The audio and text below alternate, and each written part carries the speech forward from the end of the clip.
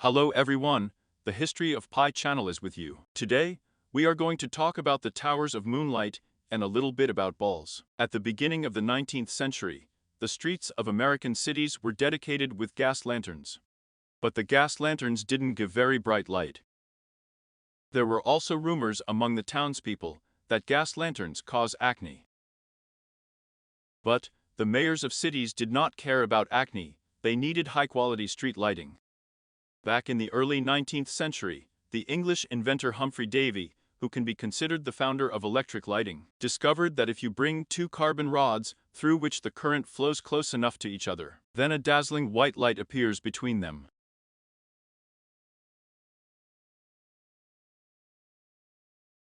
The luminous power of such a flash was equal to 3 kilowatts. Humphrey Davy practically created the prototype of the first electric lamp. But it was only a sample. After all, when Gorange electric arc, carbon rods gradually burned, and it was necessary to maintain a constant distance between them. By the end of 1870th year, the problem with automatic regulation of carbon electrodes was finally solved, and the first arc lamps with a power of 1 to 4.5 kilowatts appeared. In 1882, Thomas Edison opened the first commercial central power plant in New York. This was the beginning of the era of urban electric lighting. Let's go back to the population of American cities. They did not like gas street lights, as they gave little light and caused acne. On September 11, 1882, the Los Angeles City Council concluded a contract with the California Electric Company for lighting city streets with electric light. The light emitted by the arc lamps was too intense to be tolerated at close range. Therefore, the California Electric Company has installed 7 masts in Los Angeles with a height of 50 meters each. On each of the masts there were 3 electric lamps with a capacity of 3 kilowatts. Masts should be located in the very center of the city and its suburbs. On December 30, 1882, in front of an admiring crowd of spectators, Mayor Toberman turned on the lamps on 2 masts. The Express newspaper described these events as follows.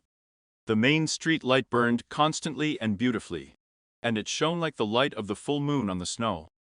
But Los Angeles lighting masts weren't the tallest. In other American cities, lighting towers with a height of 90 meters were installed. In general, an interesting story. I don't even have anything to complain about. There are of course small inconsistencies.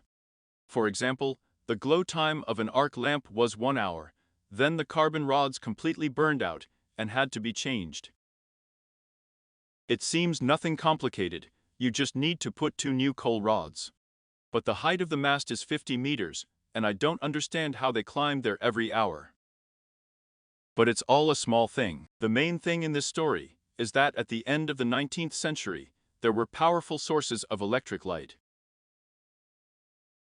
Now let's return to the high society balls. Who hasn't watched yet, watch my video about balls, the link will be in the description. So, the main defenders of the existence of balls give these arguments, saying that at the end of the 19th century, balls were not photographed because the photographic equipment of that time was imperfect, it was dark in the rooms, and it was impossible to take a photo in such conditions. As for the possibility of 19th century cameras, I have a video about San Francisco. Link in the description. This video shows a panorama of the city, made at the end of the 19th century. You can look at it and see in what quality and in what resolution photos could be taken. Now back to the lighting for photography. In St. Petersburg, the first electric lights appeared in 1879th year on the Alexander II Bridge. 4 years later, electric lighting appeared on Nevsky Prospect.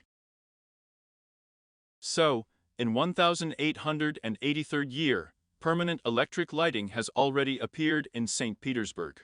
But for some reason, photographers do not use electric lighting for photographing indoors. I wonder why. After all, everything should be simple. If you need to shoot some important event, for example a high society ball, the photographer simply had to put several arc lamps in the room, direct their light to the walls or to the ceiling, and get excellent lighting for photographing any event. There were no obstacles to this after 1883rd year in St. Petersburg. A power plant has already been built. There is electric lighting of Nevsky Prospect. So why didn't the photographers use electric lights? Maybe they all worked the old-fashioned way and didn't know about the possibilities of arc lamps. Let's read the biography of the photographer of their Imperial Majesties, Sergei Levitsky. So, Sergei Levitsky was the first photographer in the middle of the 19th century to conduct experiments with shooting with electric light, tested a block of lamps, participated in the preparation of special carbon rods of arc lamps for portrait photography. In 1878th year, Levitsky was one of the organizers of the Russian Technical Society. He conducted experiments and filming with electricity.